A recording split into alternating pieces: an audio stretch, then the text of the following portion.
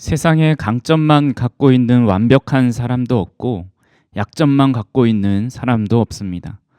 누구나 강점이 있으면 약점도 있고 약점이 있으면 강점도 있습니다. 단지 그 비율만 각각 다를 뿐이고 다른 사람에게 어떻게 비춰지느냐에 따라 달라집니다. 1987년도 영국의 최고 문학상인 휘트 브래드 문학상을 받은 작품은 크리스토퍼 놀란의 자전적 소설 시계의 눈 밑에서입니다.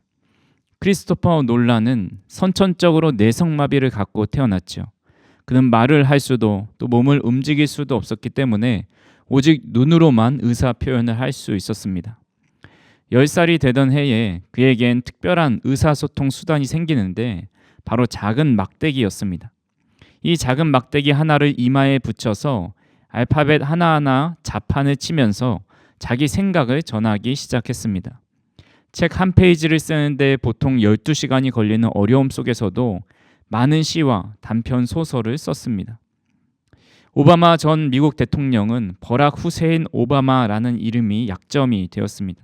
2001년 9.11 테러의 배후자로 지목된 오사마 빈 라덴과 또 걸프전을 일으킨 사담 후세인의 이름을 합친 것 같은 그런 느낌이 들었기 때문입니다. 그가 대통령 후보로 나섰을 때 상대 후보들은 그의 이름을 트집 잡았지만 그는 이렇게 말했습니다. 부모님은 저에게 버락 후세인 오바마라는 아프리카식 이름을 지어주셨습니다. 관대한 나라 미국에서는 이런 이름도 성공의 장애물이 되지 않을 것이라고 믿었기 때문입니다. 라고 당당히 대응했고 대통령에 당선되었습니다. 이탈리아 출신 첼로 연주자 아르투로 토스카니니는 심한 근시로 물체를 보는 것이 어려웠습니다. 음악가로선 치명적인 약점이었죠. 그는 밤을 새워가며 악보를 아예 통째로 외웠습니다. 어느 연주의 날 느닷없이 지휘자가 병원에 입원하게 되었는데 그날 연주해야 할 곡들을 전부 암기한 사람은 이 아르투로 토스카니니 뿐이었습니다.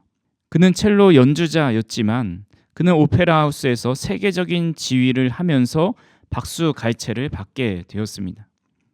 세상에 이름을 낼 수 없을 것 같은 약점을 가진 사람들이 자신들의 약점에 주저하지 않고 오히려 그 약점을 디딤돌로 삼아서 강점으로 삼은 이야기는 우리 주변에 심심치 않게 들을 수 있습니다.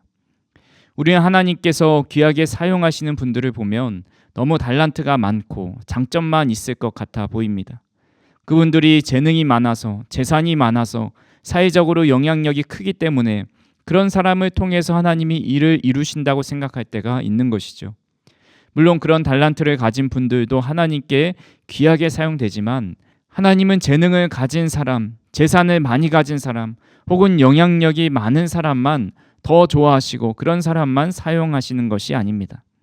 성경에서나 교회사를 통해서 알 수 있듯이 세상의 기준으로 약점이 많고 지극히 평범하고 두드러지지 않은 사람을 쓰시는 경우가 많이 있습니다. 그래서 하나님의 일들을 감당하는 분들 중에는 많은 분들이 자신의 약함을 통해 하나님이 일하신다고 고백하는 분들이 많이 있습니다. 오늘 우리가 읽은 말씀도 약점을 가지고 있음에도 불구하고 그 약점이 장점이 되어 이스라엘 백성을 구원한 사사의 이야기입니다.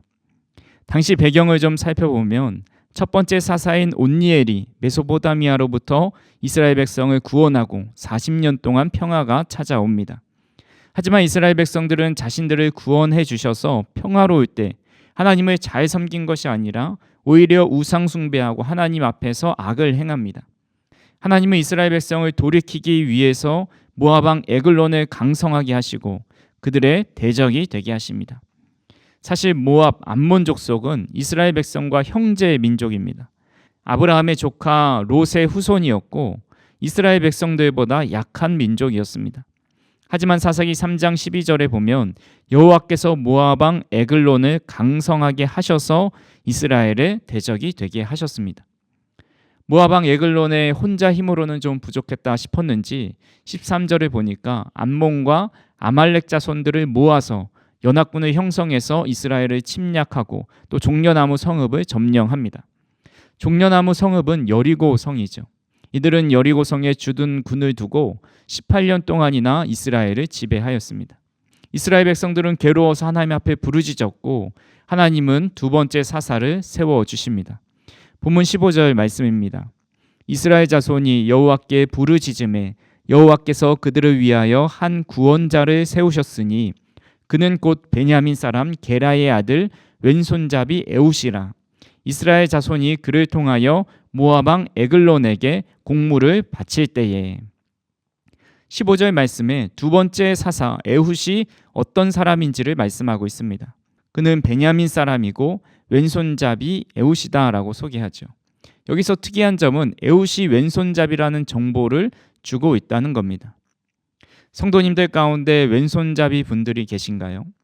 왼쪽 손으로 식사하시고 왼쪽 손으로 글씨를 쓰시고 왼쪽 손으로 많이 어떤 일상생활을 하는 분이라면 지금까지 사시면서 여러 고충이 있으실 거라 생각이 됩니다. 전 세계적으로 성인 전체의 약 10에서 13% 정도가 왼손잡이라고 합니다. 우리나라도 조사를 해보니 2013년도에 5% 정도가 왼손잡이라고 합니다. 왼손잡이에 비해 오른손잡이가 다수이기 때문에 왼손잡이는 차별을 겪으며 살아올 수밖에 없었습니다. 사전적 의미만 봐도 왼쪽은 외다, 그르다의 옛말이죠. 그리고 오른쪽 손은 오른손, 바른 손이란 뜻입니다. 그래서 어른들은 왼손을 쓰지 말고 바른 손을 쓰라 이렇게 말씀하시면서 오른손을 쓰도록 교정하기도 했습니다. 영어 단어도 왼쪽인 left는 부정적인 의미를 내포하고 있습니다. 반면에 오른쪽인 right는 옳다라는 말로도 사용되지요. 프랑스어인 망고슈는 왼손이라는 뜻인데 여기서 고슈는 어색한, 뒤틀린, 부자연스러운 이런 부정적인 뜻이 있습니다. 이런 의미로 강등이나 외직을 나간다는 뜻으로 좌천이라고 부르고 서자는 좌족이라 부르기도 했습니다. 왼손잡이 분들이 얼마나 억울하고 많은 고충을 겪었으면 8월 13일을 세계 왼손잡이의 날로 정해서 그들의 고충을 알리고 있습니다. 하지만 예로부터 왼손잡이는 천재라는 소리를 듣기도 했죠. 호주 국립대의 닉 처버인 박사는 2020년 의학 전문지인 신경심리학의 연구 논문을 실었습니다. 왼손잡이가 오른손잡이보다 두뇌 회전이 빨라서 컴퓨터 게임, 제트 전투기 조정, 교통량이 많은 곳에서의 운전 이런 것들에 능하다라는 내용입니다.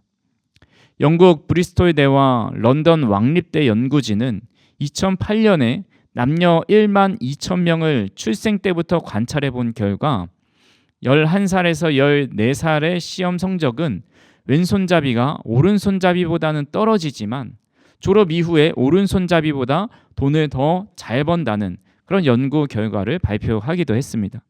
연구진은 왼손잡이는 어린 시절에 오른손잡이 세계에 완벽히 적응하지 못하지만 일단 사회에 적응하면 오른손잡이보다 더 뛰어나다라고 밝혔습니다. 우리가 잘 알고 있는 레오나르도 다빈치, 또 미켈란젤로, 알렉산더 대왕, 베토벤, 아인슈타인, 에디슨 이런 천재들이 왼손잡이입니다. 마이크로소프트 창업자인 빌 게이츠, 또 미국의 빌 클린턴 대통령과 버락 오바마 대통령, 또 세계적인 운동 선수들도 왼손잡이가 많이 있습니다.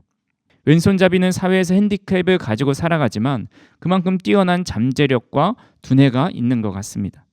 그래서 에훗도 그 잠재력을 하나님께서 보시고 그를 사용하셨나라고 생각할 수도 있습니다. 사실 본문에 나오는 왼손잡이라는 말은 단순히 왼손을 잘 다루는 그런 천재라는 의미가 아닙니다. 원어를 보면 그의 오른손이 제한된 사람이다라는 뜻입니다. 즉 오른손을 자유롭게 움직일 수 있는 사람이 아니다라는 거죠. 장애를 가지고 있는 사람입니다. 그리고 베냐민 지파는 당시 이스라엘의 12지파 중에서 그 세력이 가장 약한 지파에 속하였습니다. 하나님의 사사로 세움받은 에훗은 남들을 지도할 만한 그런 지도자로서 적합하지 않은 인물이다라는 것이죠. 하나님께서 이런 사람을 사사로 세우신 것을 통해 우리가 깨닫게 되는 것은 하나님은 부족한 사람을 통해서도 하나님의 놀라운 일들을 이뤄 가신다라는 겁니다. 에훗과 이스라엘 사람들은 모압 왕 에글론에게 공물을 바치러 갑니다. 그때 에훗은 칼을 하나 만들어서 오른쪽 허벅지에 집어넣고 왕을 만나러 갑니다. 그때 오른손잡이가 대부분이었기 때문에 무기를 찾기 위해서 몸을 수색할 때 일반적으로는 왼쪽을 유심히 보지만 오른쪽은 대충 검사한다는 것을 노리고 그렇게 찾아간 것이죠. 이 조공 배달을 무사히 마친 에훗은 동료들과 함께 자신의 땅으로 돌아가는 척하다가 길갈 근처 돌 뜨는 곳으로 홀로 에글론에게 돌아옵니다. 그리고 왕에게 은밀하게 드릴 말씀이 있다라고 말을 하죠. 에글론은 에훗이 바로 직전에 조공을 바치고 돌아갔는데 은밀한 게 무엇인가 할 말이 있다고 하니 귀가 솔깃해집니다. 본문 17절에 보면 에글론은 매우 비둔한 자다라고 말씀하고 있습니다. 여기서 비둔하다라는 말은 일반적으로 살찐 재물을 나타낼 때 사용합니다. 하지만 사람에게 사용될 때는 흔히 약자나 가난한 자들의 음식을 먹고 비대해졌다라는 뜻으로 사용합니다. 모압의 에글론 왕은 자신이 직접 조공을 받으면서 좋은 것은 자신이 취하고 아닌 것은 나라로 귀속시키면서 점점 몸집이 비대해져 갔다라는 것을 알려줍니다. 에훗이 방금 조공을 하고 다시 돌아와 긴밀하게 드릴 말씀이 있다고 하니 에글론은 생각하기를 이가 어떤 특별한 것을 나에게 주려나 보다 하고 주변의 신하들을 물립니다. 오늘 본문 20절 말씀입니다. 에훗이 그에게로 들어가니 왕은 서늘한 다락방에 홀로 앉아 있는 중이라. 에훗이 이르되 내가 하나님의 명령을 받들어 왕에게 아랠 일이 있나이다 하매 왕이 그의 좌석에서 일어나니. 에훗이 에글론을 홀로 대면하게 되었을 때 에글론은 서늘한 다락방에 홀로 앉아 있었습니다. 여기서 서늘한 다락방이라는 것은 왕이 휴식을 취하거나 홀로 있고 싶을 때 찾는 왕만의 공간입니다. 에훗으로부터 매우 큰 것을 기대했던 에글론은 자신의 집무실에서 부하들을 내보낸 것을 넘어서서 아예 자신만의 공간으로 그를 불러들였습니다. 여기서도 에훗의 단점이 장점이 된 것을 보게 됩니다. 에글론 왕은 오른손을 쓸 수 없는 에훗을 전혀 경계하지 않고 있다는 거죠. 그와 독대하고 암살할 거리만큼 가까이 가도 내가 그를 능히 제압하고 그는 나를 절대 해할 수 없다라고 생각했던 것입니다. 아마 그가 오른손을 잘 쓰는 어떤 무사였다고 한다면, 이 삼손처럼 우락부락한 사람이었다면 절대 그는 신하를 물리거나 그에게 가까이 오도록 허락하지 않았을 겁니다. 하지만 에글론 왕은 그가 장애를 가지고 있고 연약한 사람으로 보였기 때문에 그를 1대1로 독대했고 가까이 나아가는데 경계하지 않았고 결국 그렇게 죽임을 당하고 맙니다. 에훗이 그렇게 육신의 연약함을 가지고 있었기 때문에 하나님의 일을 이룰 수 있었다라는 것이죠. 하나님께서 이스라엘 백성들을 택하신 이유에 대해서 신명기 7장 7절에 이렇게 말씀합니다. 여호와께서 너희를 기뻐하시고 너희를 택하심은 너희가 다른 민족보다 수요가 많기 때문이 아니니라. 너희는 오히려 모든 민족 중에 가장 적으니라. 하나님께서 가장 강한 나라를 택하셔서 하나님 나라를 삼으셨다면 하나님의 일을 더 수월하게 하실 수 있을 것 같아 보입니다. 하지만 하나님은 가장 작은 민족을 택하셔서 하나님의 자녀로 삼아 주셨습니다. 고린도전서 1장 26절에서 28절도 사도 바울은 이렇게 말을 합니다. 형제들아 너희를 부르심을 보라. 육체를 따라 지혜로운 자가 많지 아니하며 능한 자가 많지 아니하며 문벌 좋은 자가 많지 아니하도다. 그러나 하나님께서 세상에 미련한 것들을 택하사 지혜 있는 자들을 부끄럽게 하려 하시고 세상에 약한 것들을 택하사 강한 것들을 부끄럽게 하려 하시며 하나님께서 세상에 천한 것들과 멸시받는 것들과 없는 것들을 택하사 있는 것들을 폐하려 하시나니. 바울이 보니 하나님은 육신을 따라서 지혜를 따라서 문벌을 따라서 사람을 택하셔서 하나님의 일을 하지 않는다라는 것을 깨닫습니다. 오히려 세상에 미련한 것들을 택하시고 약한 것들을 택하시고 천한 것들과 멸시받는 것들과 없는 것들을 택하셔서 있는 것들을 폐한다 말씀하고 있습니다. 왜 이렇게 하시는 것일까요? 고린도전서 1장 29절에 이는 아무 육체도 하나님 앞에서 자랑하지 못하게 하려 하심이라 라고 말씀하고 있습니다. 하나님 앞에 그 누구도 자신의 능력과 힘을 자랑하지 못하게 하려 함이다 라는 것이죠. 사사기를 보면 12명의 사사가 나옵니다. 그런데 몇 명의 사사를 제외하고는 그의 행적이 한 장을 넘어가지 않습니다. 첫 번째 사사였던 온니엘은 가나안 땅의 정복을 앞장서서 이끌었던 갈렙의 조카이자 사위였습니다. 그렇다면 그가 했던 일들에 대해서 더 많은 분량을 기록했을 수도 있는데 단 5절밖에 기록하지 않았습니다. 사사 삼갈도 소모는 막대기로 블레셋 사람 600명을 죽였는데 딱 한 절만 기록하고 있습니다. 사사 돌라 야엘도 2절, 3절 이렇게 기록해 놓았습니다. 사사인 드보라, 기드온, 삼손 이렇게 3사람의 기록이 나머지 9명의 기록보다 더 많이 있습니다. 이스라엘의 사사면 민족의 지도자입니다. 왕이 생기기 전에 사사가 민족을 대표해서 그들을 이끌었던 그런 사람들입니다. 하지만 그들의 업적이나 지위에 비하면 그들의 기록은 너무 분량이 적습니다. 몇 년 동안 억압을 당하다가 누구로부터 이스라엘을 구원하였고 이후에 몇 년 동안 평온했다. 이런 기록밖에 없습니다. 이렇게 간단하게 그들의 행적을 기록한 이유 중에 하나는 하나님께서 하신 일들을 사람이 칭송받지 못하게 하기 위함입니다. 하나님께서 처음부터 끝까지 그 모든 일을 이루셨기 때문에 어떤 사람이 지혜롭고 뛰어나서 그 일을 이룬 것이 아님을 알려주고 있는 것입니다. 사랑하는 성도 여러분, 우리가 지혜롭고 똑똑하고 착하고 의롭고 능력 있고 아름답고 유능하고 잠재력이 풍부해서 하나님이 우리를 택하신 것이 아닙니다. 오히려 그 반대입니다. 우리는 약하고 가난하고 어리석고 부족합니다. 우리의 존재는 미약합니다. 우리 스스로를 바라볼 때 이런 연약한 모습 때문에 마음이 상할 때도 있고 자존심이 상할 때도 있습니다. 다른 사람과 비교하면서 우울해지고 절망과 낙심이 찾아올 때도 있습니다. 그러나 이것이 하나님이 우리를 택하시는 은혜의 통로라는 사실을 깨달을 수 있기를 주님의 이름으로 축원합니다. 그리고 그 약점을 강점으로 사용하셔서 하나님의 일을 이루어 가심을 믿으실 수 있기를 간절히 소망합니다. 그렇다면 우리의 약점이 강점이 되었을 때 이것을 우리는 어떻게 사용해야 할까요? 본문 16절에 이렇게 말씀하고 있습니다. 에훗이 길이가 한 규빗 되는 좌우에 날선 칼을 만들어 그의 오른쪽 허벅지 옷 속에 차고. 성경에서 길이를 나타내는 가장 보편적인 단어가 규빗이죠. 이는 히브리어로 암마라고 합니다. 손끝에서 팔꿈치까지 약 45cm입니다. 그런데 본문에서 사용된 규빗이라는 말은 히브리어로 꼬메르라는 단어를 사용했습니다. 이 단어는 성경에서 유일하게 딱 한 번 이곳에서 사용되어서 그 길이가 정확히 얼마나 되는지는 알 수 없습니다. 다만 학자들의 말에 의하면 한 규빗보다는 좀 짧고 한 30cm보다는 좀 큰 혹은 한 뼘 이상 정도 되는 것이라고 말을 하기도 합니다. 정확한 것은 이 규빗이라는 암마라는 단어를 사용하지 않고 꼬메르라는 단어를 사용했다라는 것이죠. 즉 45cm보다 아마 더 작은 몸에 숨기기 좋은 길이의 칼을 준비했다라는 겁니다. 그리고 그 칼을 오른쪽 허벅지 옷 속에 넣어 두었는데 허벅지 쪽에 바깥쪽에 놓으면 무기가 튀어나와 보이니까 그것이 보이지 않도록 아마 안쪽 허벅지에 찼을 겁니다.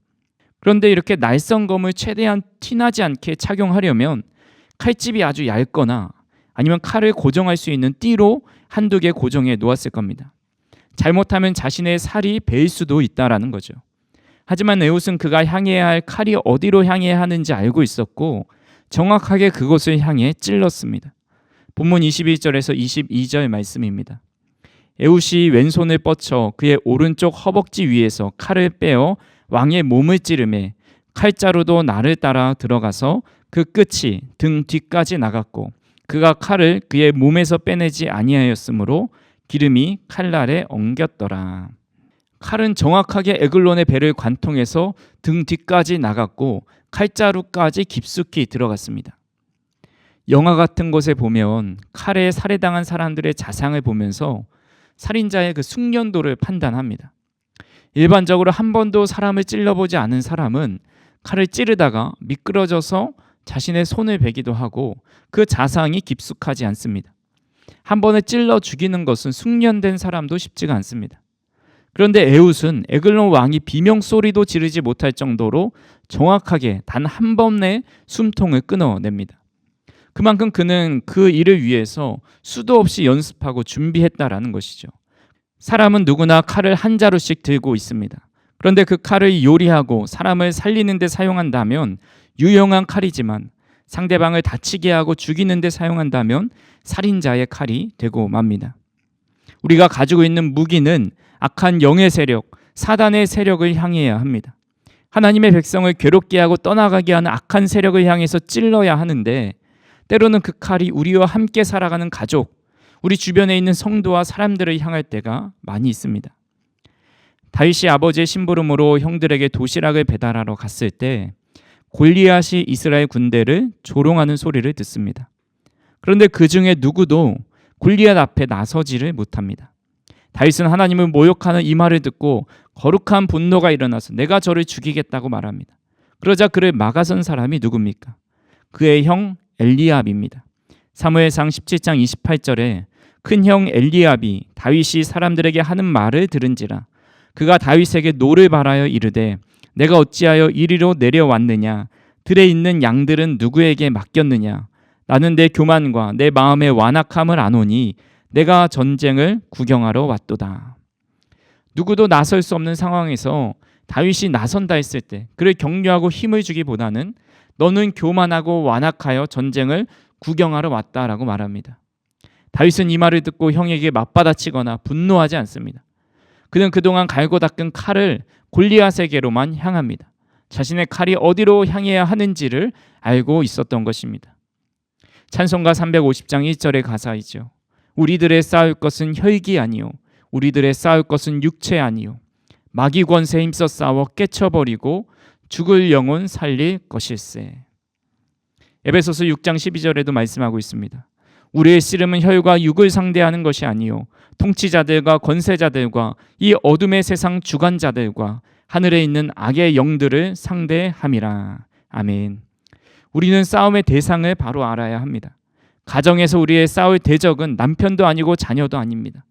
직장에서 우리들의 싸울 대적은 상사나 동기, 부하 직원도 아닙니다. 교회에서 우리가 싸워야 할 대상은 성도도 아니고 이웃 교회도 아닙니다.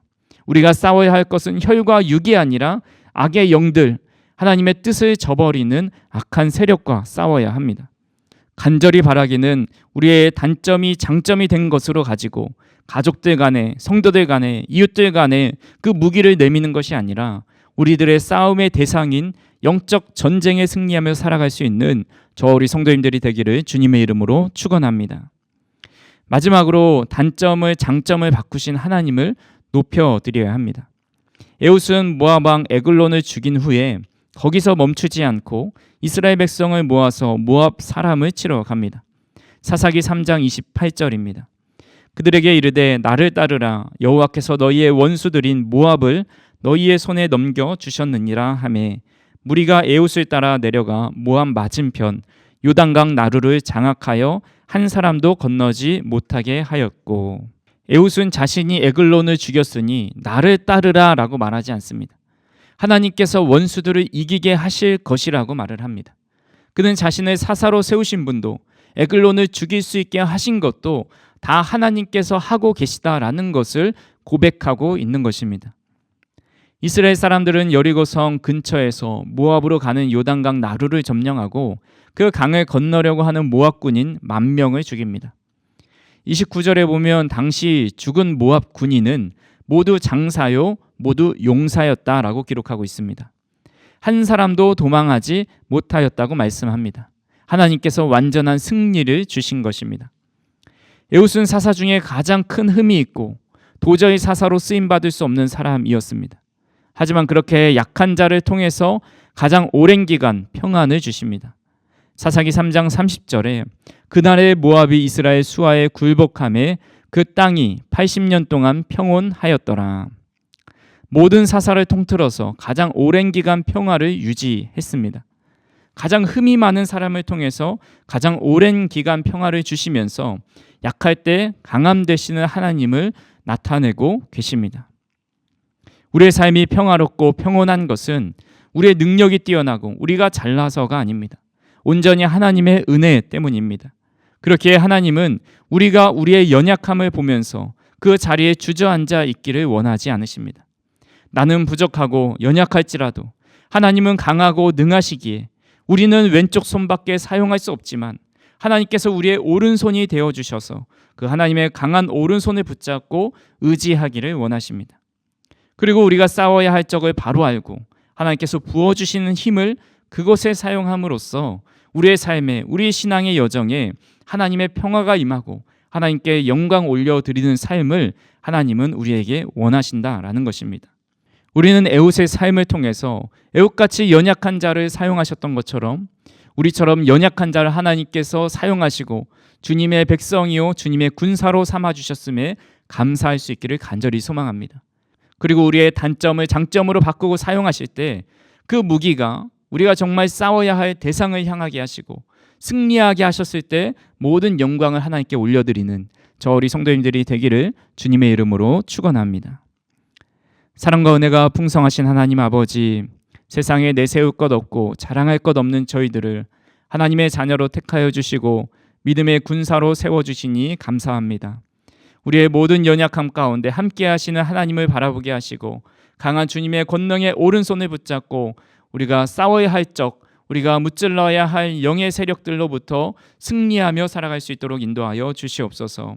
우리를 승리케 하신 하나님을 날마다 찬송하는 삶을 살게 하여 주시옵소서. 예수님의 이름으로 기도하옵나이다. 아멘.